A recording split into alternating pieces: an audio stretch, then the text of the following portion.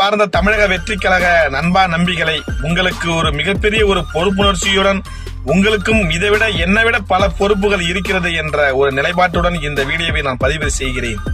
மதிப்பிற்குரிய தமிழக வெற்றி கழக தலைவர் அண்ணன் விஜய் அவர்கள் இன்று முதலமைச்சர் ஆகிறார்.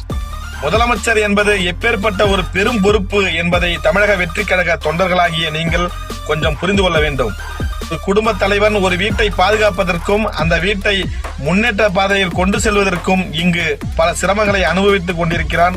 அதற்கான கட்டமைப்புகளை உருவாக்கி எவ்வளவு சிரமத்திற்கு ஆளாகிறான் என்பது உங்களுக்கு தெரியும். அதில் அதிகப்படியான பொறுப்புணர்ச்சியையும் அதிகப்படியான ஒரு உழைப்பையும் நீங்கள் பார்த்திருப்பீர்கள், நீங்கள் அனுபவித்துக் கொண்டிருப்பீர்கள்.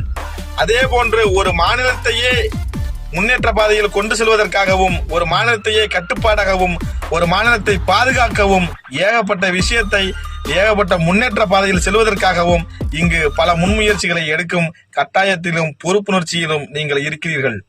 நீங்கள் ஒவ்வொரு எம்எல்ஏக்களும் சிறப்பான முறையில் பணியாற்ற வேண்டும்.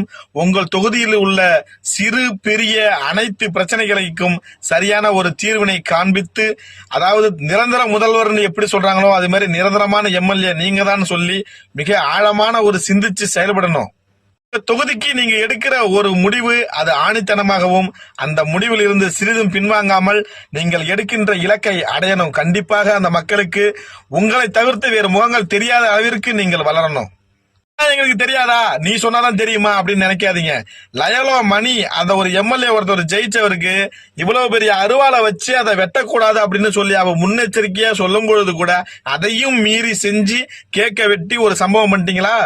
ஒரு சம்பவத்தை பண்ணி நீங்க அதை ஒரு பேசும் பொருளாக்கிட்டீங்க. உங்க தலைவருக்கு மட்டும்தான் அது போன்ற பொறுப்புணர்ச்சி இருக்குன்னு சொல்லி நீங்க நினைக்க கூடாது. அதை விட பல மடங்கு ஒரு பொறுப்புணர்ச்சிகள் நீங்க இருக்கும் கட்டுப்பாட்டில் தான் இருக்கிறது. விட்டுட்டு நீங்க தியேட்டர்ல பாக்குற மாதிரி விசில் அடிச்சு கரகோஷம் அடிச்சுக்கிட்டு ஒரு மாதிரி ஒரு வேத விதமான கெத்துங்கிற பேர்ல பல பிம்பத்தை உருவாக்கி நீங்க மக்களுக்கு அச்சுறுத்தும் விதமாகவும் மக்களுடைய நம்பிக்கையை கெடுக்கும் விதமாகவும் செயல்பட்டால் உங்கள் கட்சியை நம்பிக்கையை நீங்கள் பறிப்பதற்கு நீங்களே காரணமாக இருப்பீங்க. இளைஞர்கள் நீங்கள் எப்படி இந்த மக்கள் மன்றம் அப்படின்னு சொல்லி ஒண்ணு வச்சிருக்கும் பொழுது ஒரு பொறுப்புணர்ச்சியோட செயல்பட்டீங்களோ அதை விட பல மடங்கு இப்பொழுது நீங்கள் பொறுப்புணர்ச்சியா இருக்கணும். ஏன் இதை நான் சொல்றேன் அப்படின்னாக்க, நீங்க தனிப்பெரும்பான்மையா நீங்க ஆட்சி அமைக்கல. நாம எப்படி வேணாலும் இருந்துடலாம் போயிடலாம் வந்துடலாம் அப்படின்னு சொல்லிட்டு ஒரு சில கூட்டணி கட்சிகளால சேர்ந்துதான் நீங்க இப்ப ஆட்சியை தக்க வச்சிருக்கிறீங்க. ஆனால் இந்த ஆட்சி தொடரணும், நீங்க மென்மேலும் மக்கள் மனதில் இடம்பெறணும் அப்படின்னாக்க எவ்வளவு விஷயங்களை நீங்க சரி செய்ய வேண்டியது இருக்கு.